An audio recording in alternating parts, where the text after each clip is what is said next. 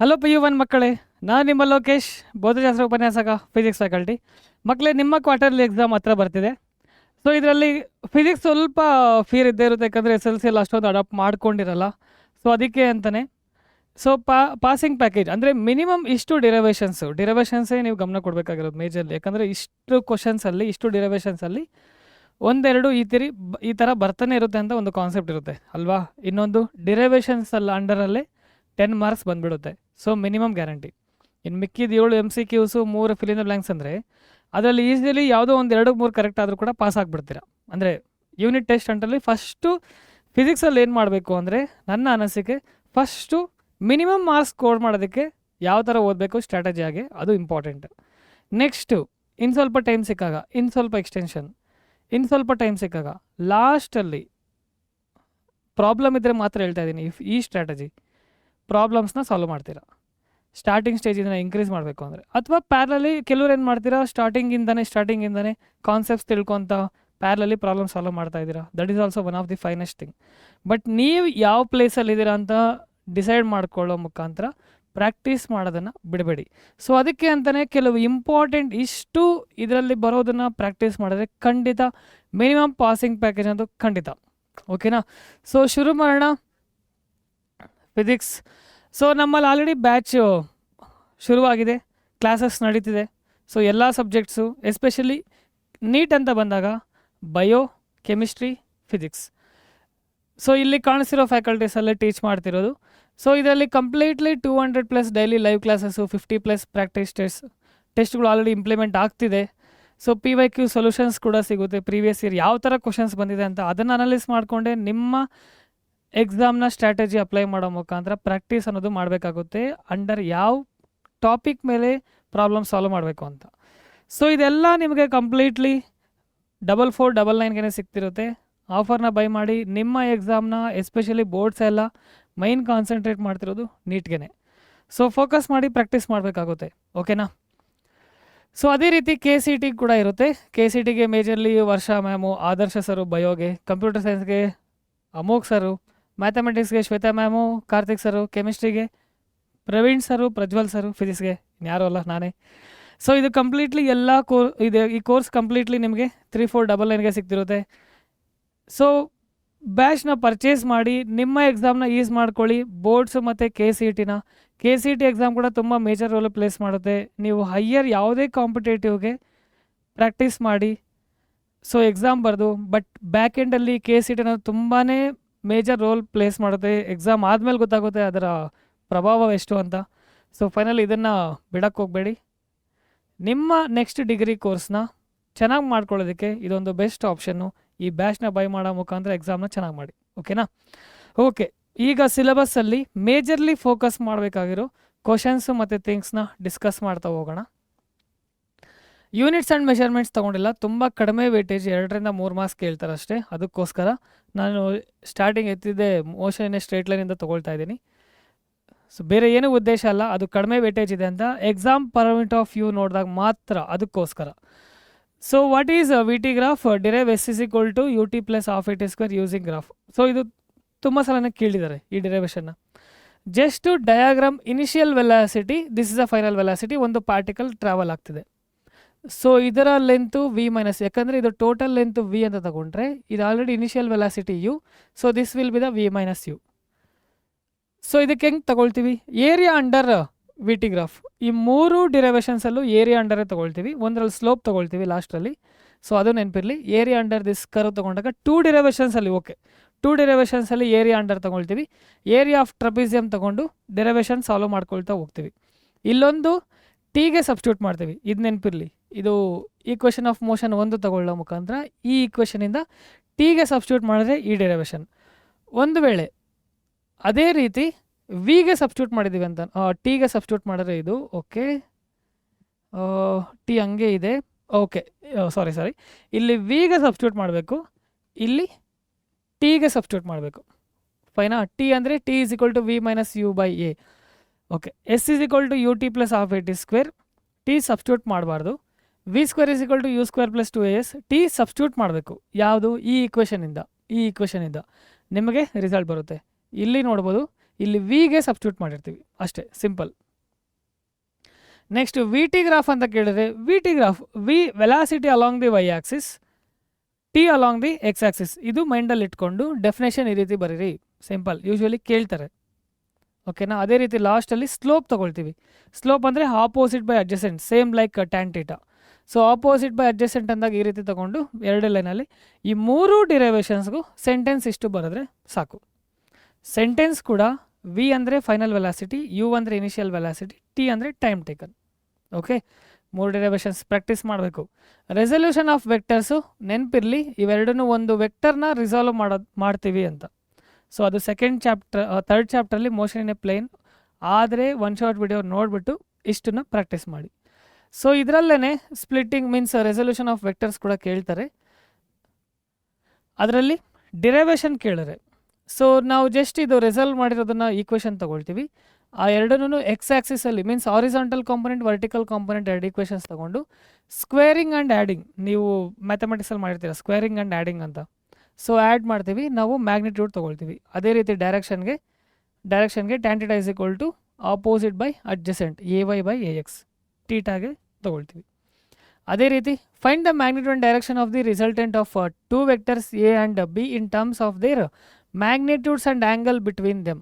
So ಈ ರೀತಿ parallelogram ಇನ್ನೊಂದು ಎರಡು ಇಂಪಾರ್ಟೆಂಟೇ, ಟ್ರಯಾಂಗಲ್ ಮತ್ತು ಪ್ಯಾರಲೋಗ್ರಾಮ್ ಲಾ ಯೂಸ್ ಮಾಡಿಕೊಂಡು ಅದಕ್ಕೆ ಮತ್ತೆ ಪೈಥಾಗರಸ್ ಥಿಯರಮ್ ಅಪ್ಲೈ ಮಾಡ್ತೀವಿ. ಈಕ್ವೇಷನ್ಸ್ನ ರಿಸಲ್ಟೆಂಟ್ಗೆ ಕ್ಯಾಲ್ಕುಲೇಟ್ ಮಾಡ್ಕೊಂಡು ಹೋಗ್ತೀವಿ. ಇದು ಕೇಳಿದ್ದಾರೆ, ಓಕೆ. ಬಟ್ ಫಸ್ಟ್ ಒಂದು ಕೇಳಿದರೆ, ಎರಡರಲ್ಲಿ ಒಂದು ಯೂಶಲಿ ಕೇಳ್ತಿರ್ತಾರೆ. ಸೊ ಆಲ್ಫಾ ಆ್ಯಂಗಲ್ಗೂ ಫೈಂಡ್ ಔಟ್ ಮಾಡ್ಬೋದು.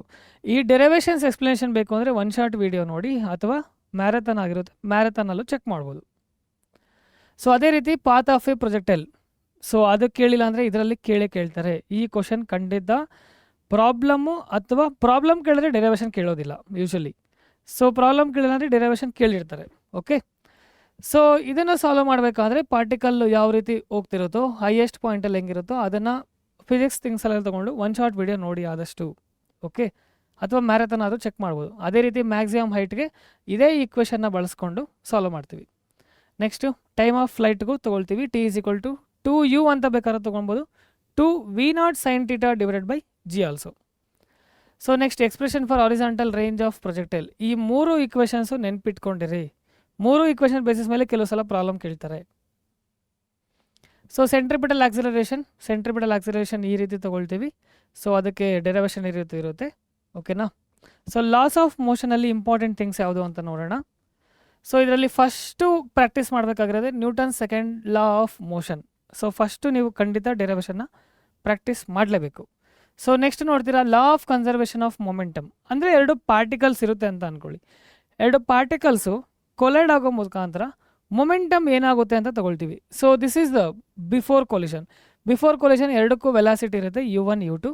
So at the point of collision, so ಇದು ಕೊಲಿಷನ್ ಆದಮೇಲೆ ವೆಲಾಸಿಟಿ ಚೇಂಜ್ ಆಗ್ತಿದೆ v1 v2 ಅಂತ. ಏನಾಗುತ್ತೆ ಅಂತ ನೋಡೋಣ.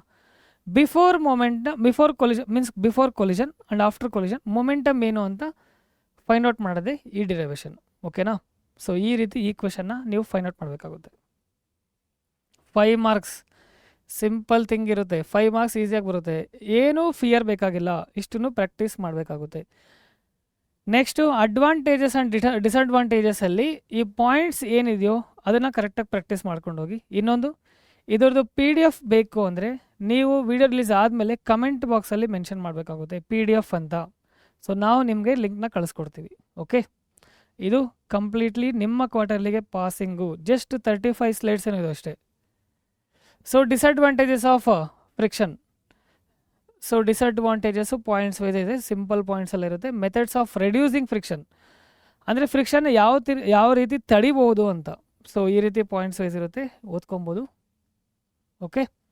So derive an expression for maximum speed of a car on a level circular road without taking friction into account.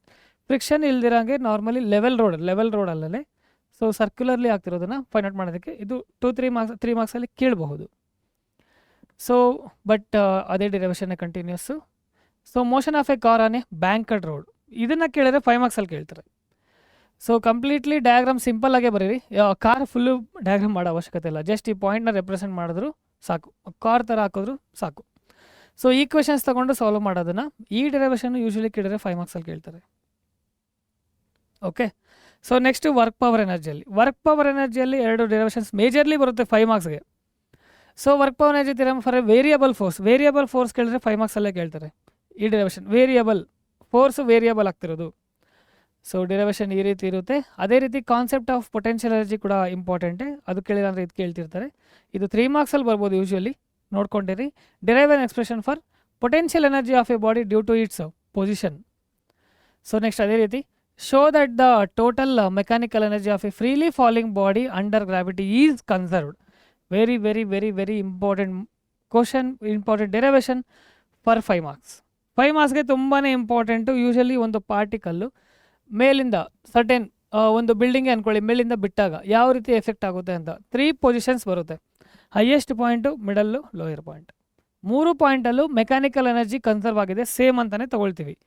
So ಅದೇ derivation ಇದು. Okay, ಯಾವುದಾದ್ರು ಒಂದು ಮ್ಯಾರಥಾನ್ ಚೆಕ್ ಮಾಡಿದ್ರೆ ಅಲ್ಲಿ ಎಕ್ಸ್ಪ್ಲೇನ್ ಮಾಡಿರ್ತೀನಿ.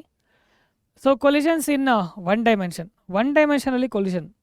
ಸೊ ಇದು ಆದಷ್ಟು ಅವಾಯ್ಡ್ ಮಾಡಿ, ಬಟ್ ಎಲ್ಲ ಓದ್ತೀನಿ ಬೇಕೇ ಬೇಕು, ಔಟ್ ಆಫ್ ಔಟ್ ಬೇಕು ಅಂದರೆ ಓದಿರಿ. ಯಾಕಂದರೆ ಟೆಸ್ಟಲ್ಲೂ ಮೆನ್ಷನ್ ಮಾಡಿದ್ದಾರೆ, ಮಿಡ್ ಟರ್ಮಲ್ಲೂ ಮೆನ್ಷನ್ ಮಾಡಿದ್ದಾರೆ, ಅದಕ್ಕೋಸ್ಕರ.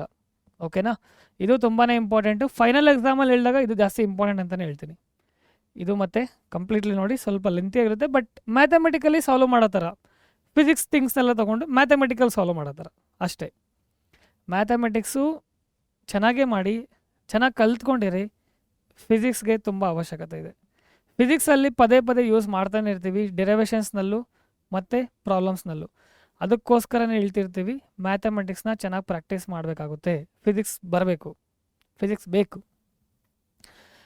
ಕೊಲಿಷನ್ಸ್ ಇನ್ನು 2 ಡೈಮೆನ್ಷನ್ದಾಗ ಜಸ್ಟ್ ಈಕ್ವೇಷನ್ಸ್ ಮಾತ್ರ ನೆನ್ಪಿಟ್ಕೊಂಡಿರಿ, ಬಟ್ 1 ಡೈಮೆನ್ಷನಲ್ ಇನ್ಎಲಾಸ್ಟಿಕ್ ಕೊಲಿಷನ್ನೇ ಯೂಶ್ವಲಿ 5 ಮಾರ್ಕ್ಸ್ಗೆ ಕೇಳ್ತಾರೆ. ಓಕೆನಾ ಮಕ್ಕಳೇ, ಇಷ್ಟು ಕಂಪ್ಲೀಟ್ಲಿ ತುಂಬಾ ಇಂಪಾರ್ಟೆಂಟು ನೀವು ಪಾಸ್ ಆಗೋದಕ್ಕೆ, ಮಿನಿಮಮ್ ಪಾಸ್ ಆಗೋದಕ್ಕೆ ಕ್ವಾರ್ಟರ್ಲಿ ಟೆಸ್ಟ್ನ. ಓಕೆನಾ, ಮಿನಿಮಮ್ ಇಷ್ಟನ್ನ ಖಂಡಿತ ಓದಲೇಬೇಕು. ಪ್ರಾಬ್ಲಮ್ಸ್ ಅಂತ ಹೇಳಿದಾಗ ನೆಕ್ಸ್ಟ್ ಯಾವುದೋ ಒಂದು ಲೈವ್ ಸೆಷನಲ್ಲಿ ಡಿಸ್ಕಸ್ ಮಾಡೋಣ. ಸೊ ಇದು ಕಂಪ್ಲೀಟ್ಲಿ ನೋಡ್ತಿರ್ಬೋದು, ಈ NEET integrated batch already start ಆಗಿದೆ ನಮ್ಮಲ್ಲಿ. ಸೊ ಇಲ್ಲಿ ಅಬ್ಸರ್ವ್ ಮಾಡಿದ್ರೆ 4499ಗೆ ಮೀನ್ಸ್ ಬ್ಯಾಚ್ನ ಪ್ರೈಸ್ ನಡೀತಿದೆ. ಸೊ ಬೈ ಮಾಡ್ಕೊಳ್ಳಿ, ನಿಮ್ಮ ಎಕ್ಸಾಮ್ನ ಈಸ್ ಮಾಡ್ಕೊಳ್ಳಿ. ಯಾವುದೇ ಪಾಯಿಂಟಲ್ಲಿ ಎಕ್ಸಾಮ್ ಡಿಫಿಕಲ್ಟಿ ಆಗ್ತಿದೆ ಅಂತ ಅಂದ್ಕೊಳ್ಳಿ, even boards, subjective wise, NCERT ಯಾವುದಾದ್ರೂ ಕಷ್ಟ ಆಗ್ತಿದೆ, ಇನ್ನೊಂದು ನಿಮ್ಮ ಗೋಲ್ ಏನಾದರೂ ಇತ್ತೆ ನೀಟ್ಗೆ, ಇದನ್ನು ರೀಚ್ ಆಗಬೇಕು ಅಂದರೆ ನಮ್ಮಲ್ಲಿ ಈ ಆಫರ್ ಪ್ರೈಸ್ನ ಬೈ ಮಾಡೋ ಮುಖಾಂತರ ನಿಮ್ಮ ಎಕ್ಸಾಮ್ನು ಕಲಿಕೆನ ತುಂಬ ಈಸ್ ಮಾಡ್ಕೊಳ್ಳಿ. ಓಕೆನಾ, ಅದೇ ರೀತಿ KCET ಕೂಡ ಆಲ್ರೆಡಿ ನಡೀತಿದೆ. KCET ಅಂದಾಗ PCMB 4 ಬರೀತೀರಾ, PCMಲ್ಲಿ ಮೇಜರ್ಲಿ ಇಂಜಿನಿಯರಿಂಗ್ ಕೋರ್ಸಸ್ ತೊಗೊಳ್ತೀರಾ. ಇದರಲ್ಲೂ ನಾನು ಇದರಲ್ಲಿ ಭಾಗಿಯಾಗಿರ್ತೀನಿ. ಸೊ ನಿಮ್ಮ ಜೊತೆಗಿರ್ತೀನಿ. ಇಲ್ಲಿ 3499ಗೆ ಆಫರ್ ನಡೀತಿದೆ.